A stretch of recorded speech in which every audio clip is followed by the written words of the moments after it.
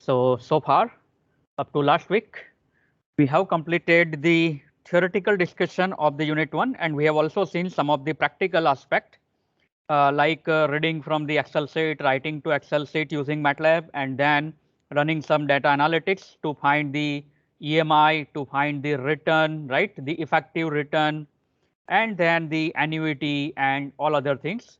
Okay, I have given you a last exercise for the bond yield, which I think you have also completed, and you are now thorough with the MATLAB and also interface of the Excel file with MATLAB, how to read data, how to write data, how to read table, write tables, and run the financial analytics using the inbuilt function. Still, we have some topics left for unit 1 to be in the practical, like portfolio management and portfolio analysis. So that we will see now in the subsequent laboratories after your internal assessment 1. But before that, we can start the theoretical discussion of the unit 2. So you have completed unit 1 in a theoretical aspect and half in the practical aspect. The half is still left in the practical aspect that we will see later on, which involve more practicality for the portfolio management. Okay, but anyway, let we start with unit 2, which is introduction to econometrics and financial data modeling.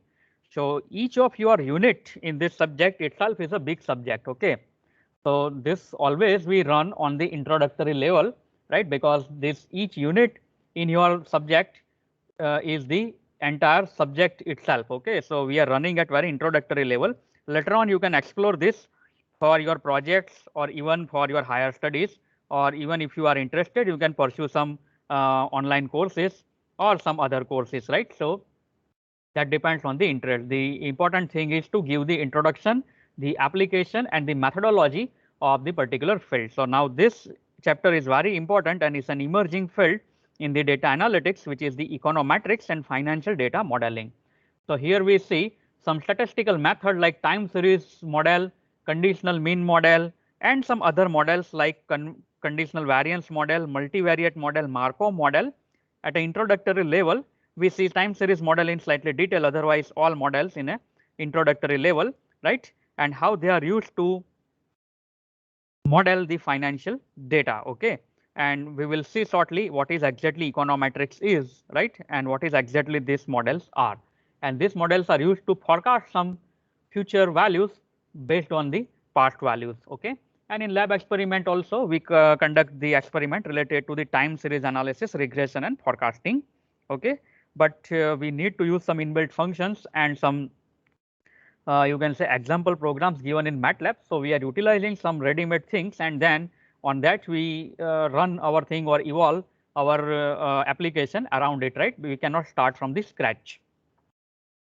Regarding the books for this unit, we are preparing this pioneer book from Box and Jenkins and Rinsell for time series analysis, forecasting, and control for this unit. So the book for unit 1 is different and unit 2 is completely different. Also for practical, we follow the MATLAB Financial Toolbox User Guide, and there is another toolbox available in MATLAB, which is the Econometric Toolbox User Guide. So financial toolbox, we are all convergent now, but we will also use another toolbox, means their inbuilt function, which is the econometrics toolbox in this unit. So I hope this is clear. There are other books which you can refer. I have uploaded the soft copy of the first book on your MS Teams, so you can refer it. This is very pioneer book by Box, Jenkins, and Reinzel for time series analysis, right? And it is you can say almost all theoretical things explained in these books are practically implemented inside the MATLAB. So MATLAB is also based on the theoretical discussion described in this book. So that is very much helpful to us when we use the MATLAB. Now let we go exactly to this unit. Again, wait, this PC is very slow. You have to bear with it. Let me wait. Yes. So what exactly we are learning in this unit is clear. And now we go to the slide. So and let me see what exactly econometrics is, and then let me see what is time series analysis. Okay. So econometrics is a quantitative application of statistical and mathematical model using data to develop theories or test existing hypotheses in economics and to forecast future trends from historical data. So that's what we all are doing right now, right? take the historical data and from that model prepare a model, fit the model on the data, and then after fitting the model you forecast for future and then keep on update your model based on the error, right. So that's what all this modeling is all about, right. So here the econometrics is particularly related to the theories of the economics. So we have to justify the theory of the economics with this model also. There are criticism on econometrics side because they are not purely based on the theory of economics. So there are slightly controversial things exist between econometrics and economics. I hope you understand now what is econometrics is, right. It is a quantitative application of statistical and mathematical model which use the data to develop the theories or to test the existing hypothesis in economics. Hypothesis means what? Can anybody tell me what is hypothesis means? You are studying probability and statistics, so this term is very common in this mathematics in probability and statistics. What hypothesis means?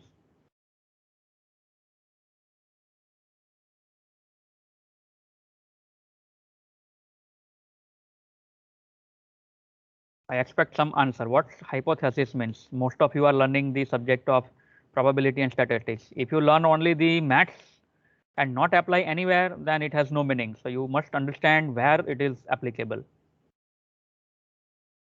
And these two subjects are pioneer in the data science, right. So those who want to go in the field of data science must study at a very, you can say, aggressive level. So can anybody tell me what hypothesis is meaning in the statistics and probability?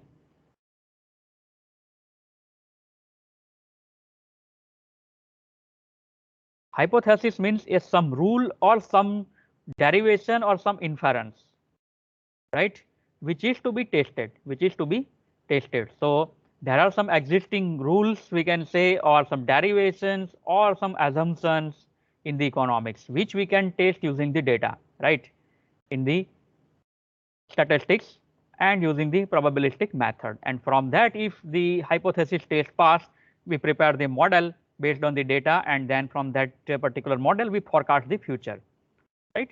So econometrics relies on techniques such as regression model and null hypothesis testing. That's what I was talking, null hypothesis testing. So remember these terminologies, right. It's very important terms, null hypothesis testing, regression model. Earlier I told you, I think, regression, right. Given a data, find the best fit, right, that is all regression. Sometimes we refer to as linear regression. So find a straight line, best straight line with given xy data, right. You have given so many, say 100 xy points, find the best fit such that the error is minimized in the fitting, okay. And then if you have given any other point, you can predict, right, if you given any x, you can predict y, okay, if you find this best fit with some error, that is always be there, okay. So the first step to econometric methodology is to obtain and analyze a set of data, okay. So first step is to obtain and analyze a set of data and define a specific hypothesis that explain the nature and shape of the set, okay. This data may be, for example, the historical prices of the stock index, observation collected from a survey of consumer finance, or unemployment rate or inflation rate in different countries. So any kind of data which varies with time, right, we are taking here. So several different regression model exist that are optimized. So always there is an optimization problem. In unit 1 we have taken one optical optimization problem in the portfolio optimization to find minimum variance portfolio and to find the efficient frontier, right. And that was using the Lagrange multiplier method, right. We have solved that optimization. That was a convex optimization problem that we have handled, okay. But we are not going in details of the optimization method, but whenever this will come, we utilize some methods from optimization techniques and apply it here, okay. So we study at the application level, not at the foundation or fundamental level, because that you will find in the subject of optimization technique, which is itself is a big subject, okay. So there are several different regression model exists that are optimized depending on the nature of the data. One of that I say linear optimization, linear regression, okay, fit given x and y with some straight line, okay. with the depending on the nature of the data, but nature of the data is not at all linear. You cannot use the linear regression, right? You might have to use the quadratic function or some other things, right? So it depends on the nature of the data being analyzed and type of the question being asked. That also is a very so it is a subjective matter. How one use the regression model, that is very much a subjective method. The most common example is the ordinary least square regression. As I mentioned, in a linear regression given xy point, you can estimate it by y equal to mx plus c kind of equation, but there is a y equal to mx plus c plus epsilon. This epsilon is an error, random error. So you have to find the best m and c. But for each data point, there will be some random error, epsilon always be there. And once you fit this model with given data, and then with unknown value x you find y, then there will be always some error, but that is a random error, residual. Okay. So for that we are using ordinary least square regression or least square optimization. This is one kind of optimization. Try to minimize the error. How to minimize the error? Sum of the squared error is minimized. So that is beyond the scope of the discussion here, but I just give you an idea what is optimum ordinary least square regression method. So where you are minimizing sum of the squared error. Okay, and this can be conducted on several types of cross-sectional or time series data. We will say shortly what exactly time series means. It's very well known term to us when we are referring to signal processing. So econometrics is now conducted using statistical analysis software package designed for this purpose. So there are special packages available. One of the name you might have heard R programming. Anybody can tell me, have you heard R programming? Yes, sir. Yeah, so that is specifically used to do this modeling task, right? We are not going to use it because we are not familiar with the R programming language right now, but it is very similar to MATLAB. It's have a very high correlation with the MATLAB. So if you understand MATLAB, you can understand any other thing very easily. So whatever we can do in R programming, we can do in MATLAB because we are very much familiar with it, and it has all the inbuilt function in a toolbox called econometrics toolbox. So that also we can do in the R programming. Okay.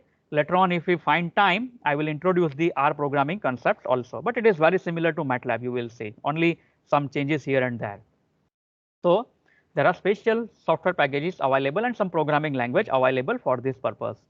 And MATLAB is one of that. MATLAB is a very sophisticated package which has all things for all the sciences and engineering in world. For that, the toolbox available in MATLAB, whether it's a mechanical, finance, chemical, electrical, electronics, computer, anything. Okay.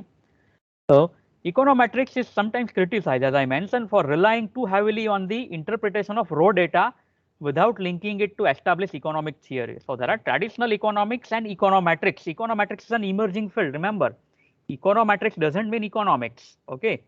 So there are established economic theory, but econometrics based on the raw data, it's too much heavily relying on the interpretation of the raw data. Okay, and based on that we are preparing model. So there is a controversy in that, but anyway, if we are relying on the data, we have to justify that based on the available economic theory. Okay, so it is crucial that the findings revealed in the data are able to be adequately explained by a theory. So that's why we are learning the theory first and then the modeling with the practical. So it should be justified, right? It should not be that only you rely on the data and prepare model, and sometimes it will happen the characteristics of data will change and your model fail badly and you will be having a disaster. So that should not be there. Sorry. So let me now go what time series data is. We are very much familiar with it in when we have referred the discrete time signal. So most common form of data in econometrics is a time series data. So a time series data is a sequence of observation taken sequentially in time. For example, a monthly sequence of quantity of goods shipped from a factory, a weekly series of number of road accidents, daily rainfall amounts, hourly observation made on the yield of chemical process, and so on. So data collected on regular time interval, right? That is what time series is all about, right? If you collect the data at regular time interval, and what that regular time interval is called, sampling interval. What that is called, a sampling interval. Okay, so that's we are very much familiar about. So if you refer to this graph, it is nothing but a discrete time signal. On x-axis we have a sampling instant, we denote it by either n or t, right? If it is a continuous time, we usually use t, discrete time we use n, but with the notation given in the econometrics field, they are using only t even it is a discrete. So I am using right now t even the time instants or time points are discrete, and mostly in practical the time instants are discrete. You cannot collect continuous data always, right? In only some case it is possible if you have some sensor connected to somewhere, and if it is analog sensor, then only you can connect a continuous data. Otherwise, collecting a financial data continuously is not a, you can say, a practical way. Even in a stock market, there are some time tick, even it's some seconds are there in between, right, in between the two prices. So that looks like a continuous, but it is not actually continuous. It is having some finite sampling interval. So remember that. Okay. So here there is a slight change in comparison with the discrete time signal. We are using the variable t here instead of n. Even the time interval, or you can say time spacing, is a discrete, and we denote it by 1, 2, say up to some capital T. And remember, we are always dealing with the finite amount of data, because our software cannot work with the infinite amount of data. And in DSP, we have seen the FIR filter and IR filters, right? Finite length sequence, infinite length sequence. The hardware can deal with the infinite sequence when the data are streaming like audio or video, but that works in a real time, right? And it also takes the data in a frame or in a window. So that all concept you need to recall here and visualize it like that here. Okay. So it will be better to understand this time series analysis. So anyway, let me understand this time series definition from the econometrics point of view. Okay. So a time series is a sequence of observation taken sequentially in time. That's it. We defined the discrete time signal in the DSP. Likewise, we have defined the time series in this field. Okay. Otherwise, it is same. An intrinsic feature of time series is that typically adjacent observations are dependent.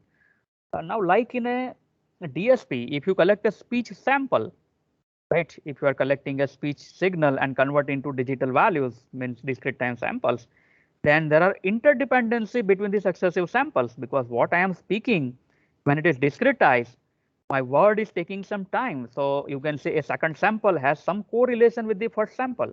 Third sample has some correlation with the second and first sample. So here also it is same thing. The intrinsic feature, it is intrinsic, means it is always there, right? Typically the adjacent observations are dependent. It's very important to learn this dependency. Okay.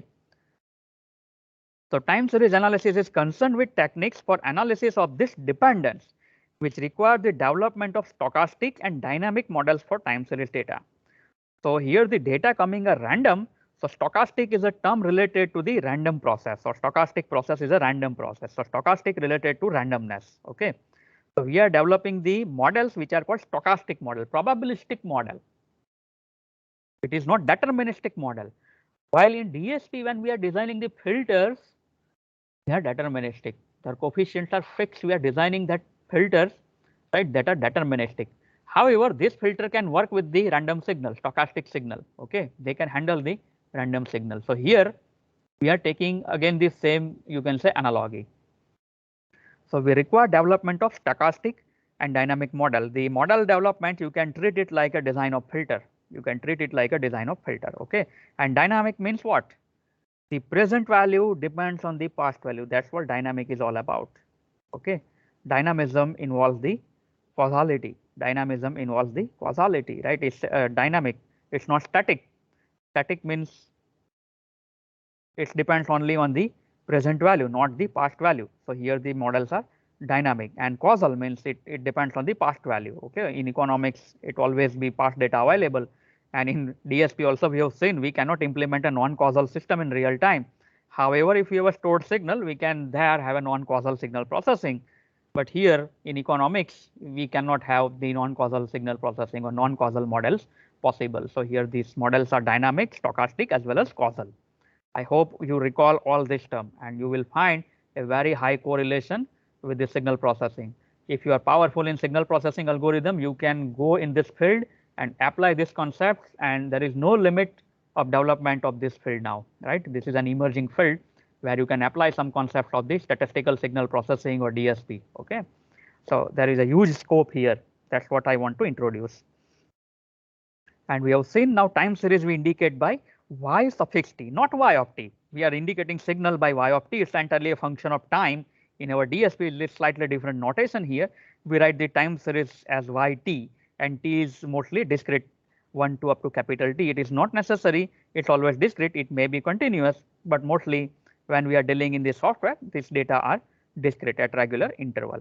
And the time series observation. Now we say the sample values y1, y2 up to y capital T, we say they are time series observation, and they are inherently dependent.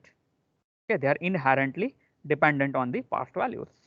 Okay, so this is one graph of the time series, and based on this data, we develop the model which forecasts this with some, you can say, limit of accuracy, with some limit of accuracy. Also, we can model it in our signal system philosophy like this. We have some input time series data, like here this is air feed rate, and we have a dynamic system, say furnace. This is an example of some chemical or mechanical process. We have some furnace here, which is a dynamic system. The input to it is the air feed rate, how you are feeding a rate of air flow. That is the input time series xt. At each instant of time, this feeding rate is changed, and then depends on that we have output observation, which is the concentration of CO2. So this depends on the unit impulse response of this dynamic system, which is a furnace, right? So we can model it. This time series yt is a convolution of this unit impulse response of the furnace and the input time series xt, right? So you can correlate it with your your signal processing philosophy, right? Now let me go here this stochastic process and its classification. We are interested in some particular type of the random process. We cannot handle all kinds of random process. We can handle only the some particular type of random process or stochastic process. So I hope up to this point, if there is any doubt in any term, you can ask me, because these terms are very new to you. Some of you might have gone to some course related to machine learning or some other subject, then might be familiar with terms like regression. Some of you might be familiar with time series, but it's very important to clear. The statistical dependence, you are learning in probability and statistics, so that's very important. So any doubt so far?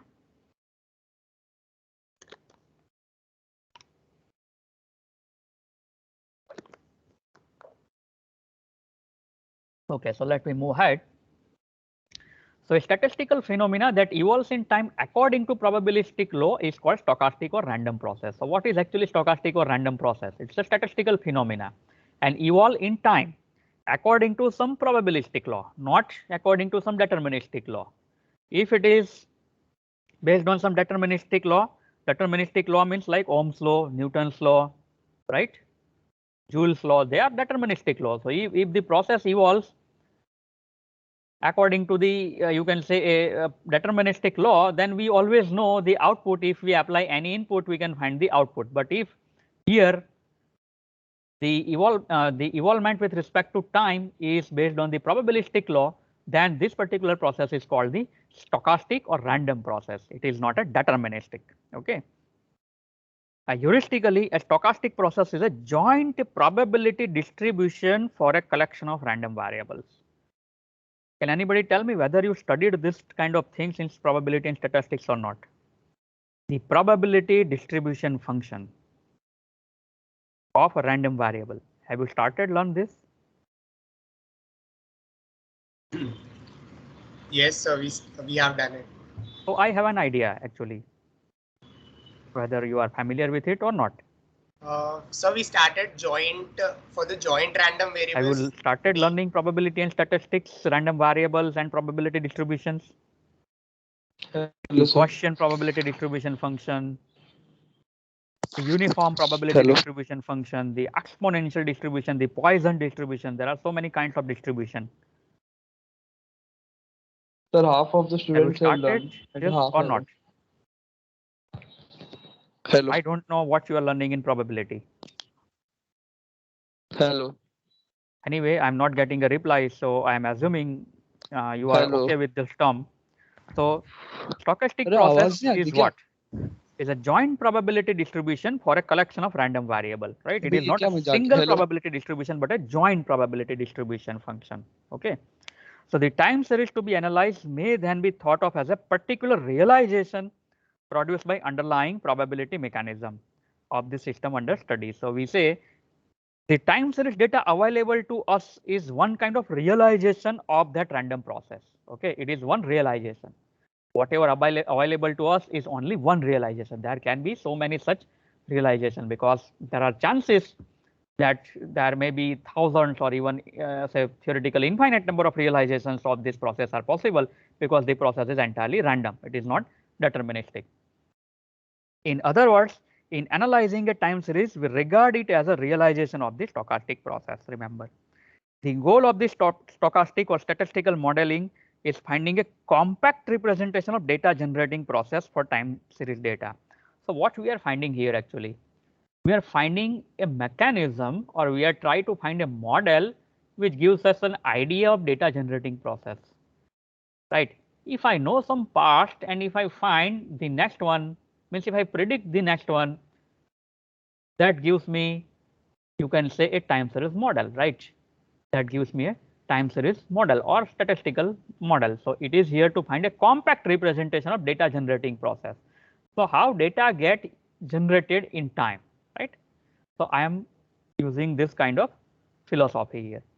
By modeling the observed time series yt, now remember here yt when I tell it is a function of time, but I am writing it as a y suffix t, and by modeling this observed time series yt as a realization from stochastic process y equal to, you can say, a set yt t equal to 1 up to capital T, it is possible to accommodate the high dimensional and dependent nature of the data.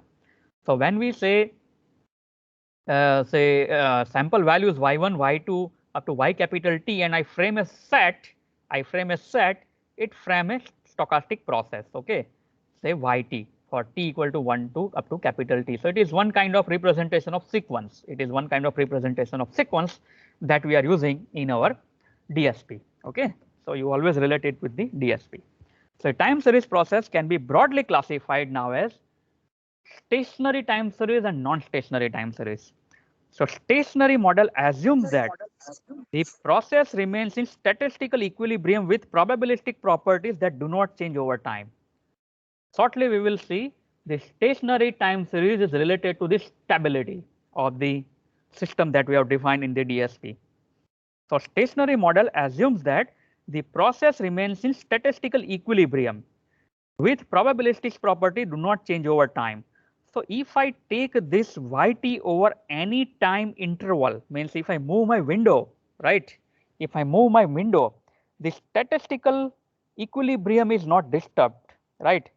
Means some probabilistic property. Now if you have studied the probability distribution function, each PDF or probability distribution function has some parameters. Mostly if you study a Gaussian distribution, it has a mean and variance. These are the two important parameters of that model. So that mean and variance should not be changed when you change the time window, right? That is what stationary process is all about. Your probabilistic property means your model should remain same. Now let me understand it in a slightly detail. So we continue with this stochastic process and its classification. So we have taken, say, a stochastic time series process, say yt in a, you can say, this curly bracket means it is a one sequence. Let us take the theoretical t equal to minus infinite to plus infinite. Like I have a signal ranging from minus infinite to plus infinite. Let I have this time series ranging from, say, some t equal to minus infinite to plus infinite. That much amount of data is available to me. Let I assume it. And when I say it is a stationary, so there are two ways to define a stationarity. One is a strong stationary and another is a weak stationary. Weak stationary is a practical situation. Strong stationary is a theoretical stationary definition. So I can say this is a strongly stationary if the joint probability distribution function, which is a PDF of any set of k observation. So if I take an infinite time series and I take any set of k observation, means I take any time window of the k observation like yt plus 1, yt plus k minus 1, or I can take yt plus k up to t plus k plus 1 up to, say, yt plus twice k minus 1. So I take any window of k observation, right? I take any window of k observation. But the joint probability distribution function of these random variables should be same if I change this time window. Means it is not depending on this time origin. It is not depending on this time origin, whether this t is a 0 or it is 2 or 1 or 50 or 100. So that particular thing defines the strong stationary random process. Means the joint probability distribution function remains same regardless of the time origin. So for a stochastic process to be strictly stationary, the joint PDF of any set of observation must be unaffected by shifting the time of observation forward or backward by any integer amount k. That is the definition of the strong stationarity. But usually to find this kind of series, time series with practical data is very difficult, and to analyze this with the strong stationarity condition is also very difficult. So we are using a practical stationary definition which is called the weak stationary. Remember, this is very important term. The time series process, again I am taking say minus infinite to infinite, t equal to minus infinite to infinite. I have that data available, and it is a weakly stationary. Sometimes it is called covariant stationary or second order stationary. It is also called sometimes covariant stationary or second order stationary. If the expected value of this yt, means mean value of this yt. Remember, now you are convergent with these terms, mean and expected value. We have used this term in the unit 1, and you are also using this term in probability and statistics, right, that you are learning. So if this expected value of yt is a finite, it should finite, not infinite, and is the same for all t. Means again, if I will shift my time window, that I take any time window of k observation and I find the mean value of that particular data, it should be finite and it should be same for all t. Then my process is weakly stationary. And if covariance between any two observation, not only this mean is to be finite and same for all t, but also the covariance between any two observation in that time window, say covariance of yt and yt minus k. So if I take a window of k samples, right, and if I find a covariance between any two observation, say covariance of yt and yt minus k, in the last unit we have seen how to find the covariance. We have seen the equation of covariance. Okay, this should also come to be a finite function, and it should depend only on the k, means how much distance these two samples apart. It should not depend on this t. Again, it should not depend on the time origin. It should depend only on this leg. This is called leg parameter k, means how much distance these two values are apart. Means whether it is a y0, y3 or y0, y4. So it's function of only this leg, the time difference, not exactly the time origin. So it is a function of the difference, not the origin of the time. Okay. So it should not be function of the absolute location of the either observation on the time scale, but it depends only on the difference where the yt and yt minus k are located, right, relatively, not absolutely. Okay. So in short, if my mean is constant and finite, if my covariance is also finite and depends only on the leg parameter k, we can say leg parameter k or the distance parameter k in time, then my series is weakly stationary, and that's what practical time series can be, right? We are using this practical definition of stationarity. The theoretical strong stationarity is very difficult to achieve and very difficult to analyze. So in brief, we can say the process are weakly stationary if their first two moments are finite. This expectation or mean value is called first moment, and covariance is called the second moment. Okay, because it involves the second order equation square. The mean involves only the first order term, right? It is a linear term, and the covariance is a quadratic term. So it is called second moment. So if the first two moments of the series are finite and constant over time, we can say this stochastic process or time series are weakly stationary. Okay, and we can write here in brief in terms of the mathematics like this or statistics. If yt is a stationary stochastic process, then for all t, the expected value of yt is some constant mu which is less than infinite. The covariance of yt comma yt minus h is some gamma h. Gamma is some constant and finite, and h is the leg value. So it depends on h, not on the t. It not depends on t. Where I am from, where I am starting observation is not a necessary thing here, right? It will not affect my covariance. And I know the variance means what? It is covariance of random variable with itself. So if I find variance of yt, which is covariance of yt with yt, I will find some sigma square. It is also a finite. Okay. So mean is finite, the covariance is finite and function of lag, and the variance is also finite. Now in common sense, plot of the non-stationary stochastic process seem to increase or decrease without time bound. So we can also observe whether series is stationary or non-stationary just by looking at its graph. For some of the stochastic process, we can observe it by from the graph, and you can look at this particular observation here in the given plot. You can see this is x-axis and y-axis is the CO2 concentration, and this is monthly average CO2 concentration over some region, right? It is given from 1980 to 2012. So x-axis is a time axis, which is a year 1980 to 2012. And if you observe this time series, the first observation is that if you take any time window, the mean value is changing because there is a trend. Clearly, this trend is visible. It's upward, moving upward, right? The average CO2 concentration over this Mauna Loa, right, is increasing over the time because of the emission, right? And this is, you can see, the CO2 concentration is increasing over any time window frame. Also, there are seasonality. In some season, it may be high, and in some season, it may be low. So there are some periodicity, some trend, and this is keep on increasing. So this kind of thing will reach to infinity at infinite time. So it will become unbounded at some time. So this particular time series is not a stationary. It is not a stationary, right? And if it is not a stationary, we cannot prepare a model and we cannot analyze it if we will not remove this kind of non-stationarity. So now let me go to the linear time series model and lag operator. It is applied to only weakly stationary stochastic process. So if my series is non-stationary, I have to remove this part. Later on we will see pre-processing how to remove this non-stationary part and to achieve a stationary time series and then to apply the time series model. So let me now see a linear time series model and one operator which is always be there in the model, which is called the lag operator, because that lag operator is very important. So up to this point, if you have any doubt, you can ask me. I am introducing very important terms which you will have to carry forward in so many other subjects. So any doubt so far?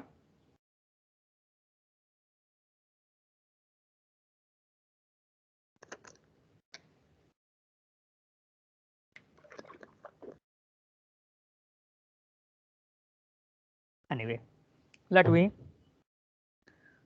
I make it full screen by removing this particular. Okay.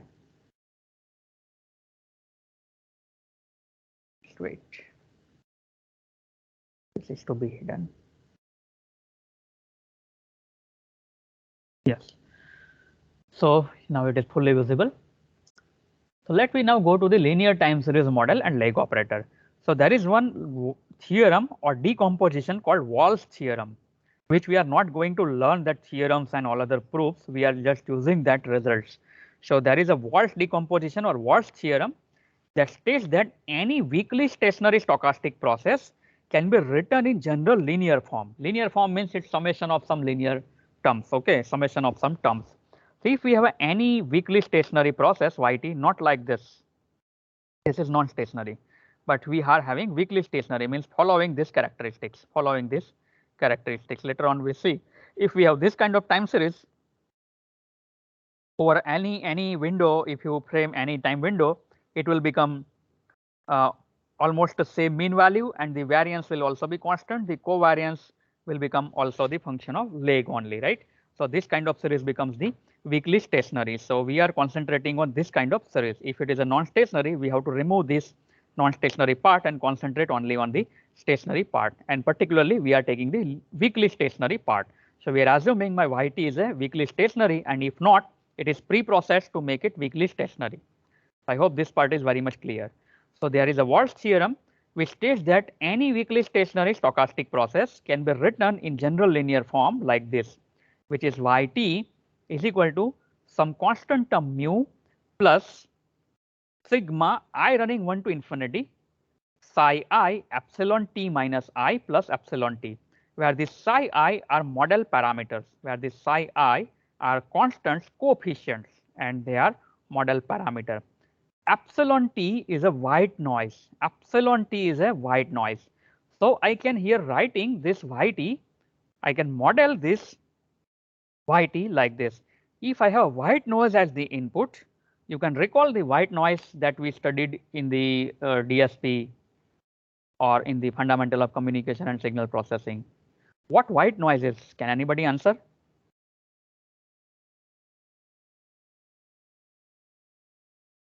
These concepts you have to recall because these terms are very important in this field. Even if you go in any future field, these terms you will find. What white noise is?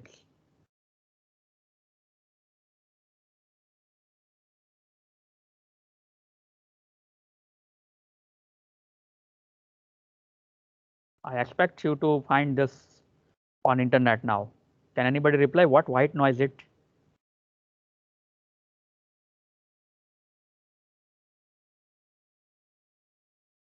What is the power spectral density of the white noise?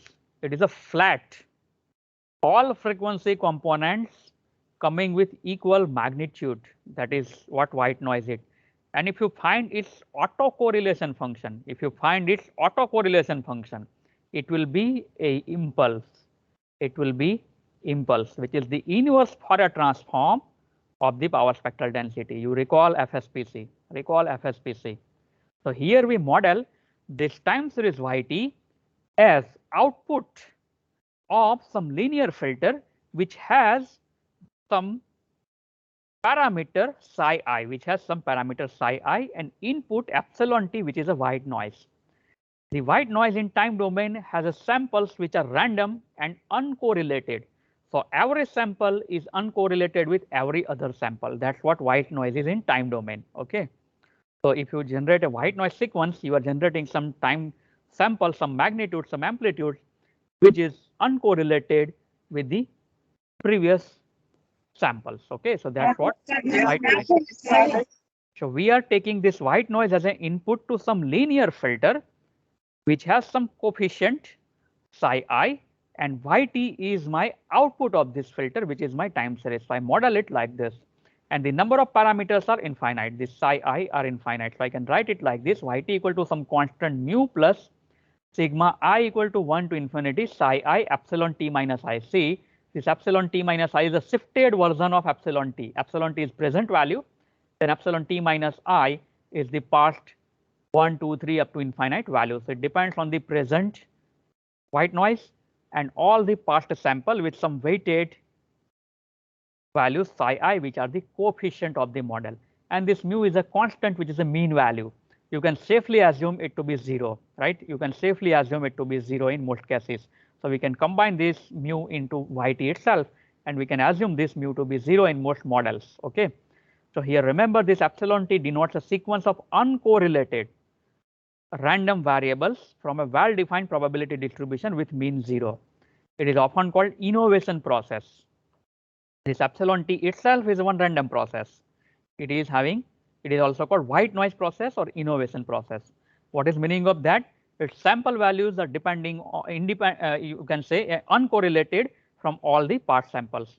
Not necessarily independent, but uncorrelated. The independent and uncorrelated things are different, that you will learn in the probability and statistics. Okay. So it is often called the innovation process because it captures all new information in system at time t, because it's a totally new. There is no relation with the past value. So it captures all new information in the system at time t. So if we apply such sequence at the input, which is a white noise of some linear filter, which is a deterministic filter, its coefficients are known, and if we find its output yt, so I have to find a filter here. So I can model this yt. To model this yt, I have to find the coefficient of this filter. That's it. So it's a design of this filter. Okay. Now there are so many coefficients psi I related to the past value of epsilon t minus I. So to denote the past samples, right, in the signal system or in DSP, we are using the Z domain representation. With Z inverse represents the one sample back or one past sample. So here we are using one leg operator called capital L. So if I have a yt minus I, if I have yt minus I means past ith value of yt, then I can denote it using the leg operator L like this. It is L raised to I yt equal to yt minus I. So remember this notation. Recall yt minus I, y of t minus I in the DSP, it is z raised to minus I into y of z, right? So in Z domain, you are representing it like z raised to minus I, where there is a negative power. So here we are using the positive power. That's the only difference. It is L raised to I into yt is denoted, is used to denote yt minus I. And if I have mth degree lag polynomial with coefficients say b1, b2 up to bm, then I write it like this: b of L is equal to 1 plus b1L plus b2L square plus dash dash dash bm L raised to m. Okay. Then what this L corresponds to? It corresponds to yt minus I. What this L square corresponds to? Yt minus 2. What this L raised to m corresponds to? It corresponds to yt minus m, mth past sample. Okay. And based on that, I have this mth order polynomial as a function of capital L. Okay. So in lag operator notation, we can write the general linear model, using an infinite degree polynomial. So now from this, I have the terms like this: psi 1 epsilon t minus 1 plus psi 2 epsilon t minus 2 plus psi 3 epsilon t minus 3 plus dash dash dash, infinite number of terms. And there is one term epsilon t which has a psi 0 equal to 1. So I can now find one polynomial psi of L equal to 1 plus psi 1 L plus psi 2 L square plus goes up to infinity. And yt I can write in a very simple compact notation: mu plus psi of L, which is given by this polynomial, into epsilon t, right? Because epsilon t minus I is model as what? Epsilon t minus I is model as L raised to I into epsilon t. Okay, so epsilon t minus I is model as L raised to I into epsilon t. So if I apply this notation here, now my time series model is very simple. Yt is equal to mu, which is some constant mean value, plus psi L, which is my polynomial which has all this coefficient phi 1, phi 2, etc., and multiplied by my input epsilon t. So the sequence psi 1, psi 2 formed by the weights may theoretically be finite or infinite. We have taken here the infinite number of weights. If this sequence is finite or infinite, whether it's infinite or finite, so whether it's a FIR filter or IR filter, and there is a condition that should be there.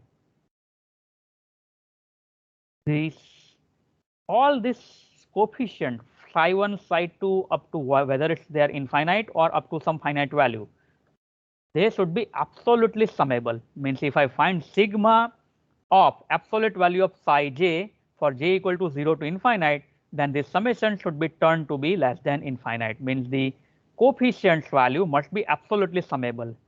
Then only this particular filter is stable. You recall the unit impulse response. The filter is stable if the coefficients, unit impulse response coefficients, if you find the unit impulse response coefficient and if it turns out to be absolutely summable, then the filter is stable. So same definition applies here. So this model or this filter is stable only if all this coefficient turns out to be absolutely summable. And then the process yt is stationary. Stationary means bounded. So remember, we have bounded input, we have to produce the bounded output. That means my filter should be stable, and that is stable only if all these coefficients, whether they are finite or infinite in number, but the absolutely summable, right? They should be absolutely summable. That means this filter is stable. That means the output sequence is bounded. Bounded means it defines stationary. Okay, bounded means it defines the stationary. So here stationarity means bounding, right? If the sequence is bounded, then that means it is stationary here. And the parameter mu, which is additional here, which can be a constant or you can assume it to be 0 in most models. Okay. So I think this particular model is clear. Any doubt in this model? It is a linear filter model. This is the linear filter model of the random or stochastic process yt. We are applying a white noise as an input. We are modeling the process by using the filter which has coefficient given by this polynomial psi L, which has coefficient running from psi 1, psi 2 up to psi infinity. but the coefficient must be absolutely summable so that this filter is stable, and we have here the stationary process. So I hope this is very much clear and your relevance with the DSP is there.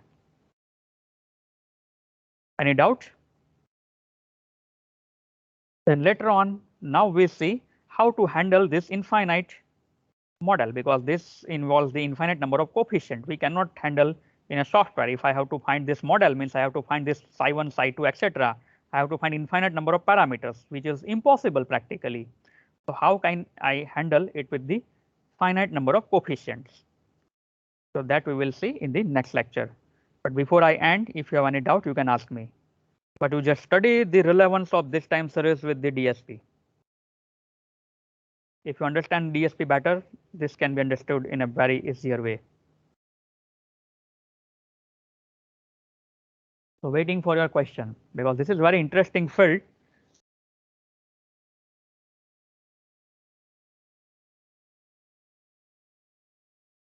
Yeah, so far I am not getting any doubt. So let I unshare my screen, stop recording.